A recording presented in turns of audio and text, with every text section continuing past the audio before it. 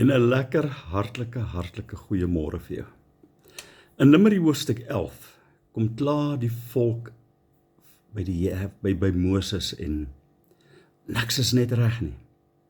In Egipte het hulle vleis gehad, in Egipte het hulle watlemoen gehad, in Egipte het hulle komkommer gehad, in Egipte het hulle prei gehad, en hulle kla oor alles. Nie een sal dink, ons is verlos uit die hande van die Egipte nie.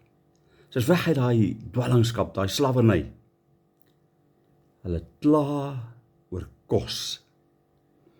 Nou, hoeveel mense ken jy wat so kla oor alles? Niks is net ooit reg nie.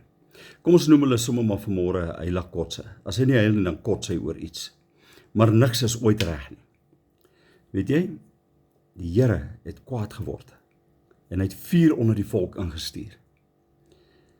En toe hulle by Moses kom kla, toe Moses tot die Here gebid en die vuur het opgehou. Maar ek wil vanmôre by jou kom hoor. Is jy dankbaar vir dit wat jy in die Here het, of kla jy sommer net oor alles? Jy sal weet of jy dankbaar is en of jy kla.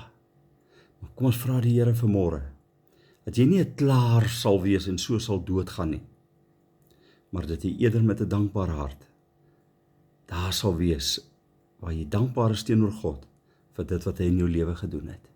Dit wat jy het. Ons kla mos oor dit wat ons nie het nie.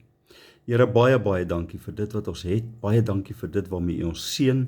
Dankie dat U ons elke dag seën. En Here, maak ons bewus van die heerlikheid, van die vettigheid van U seën in ons lewe, en dat ons daarvoor dankbaar sal wees. Amen.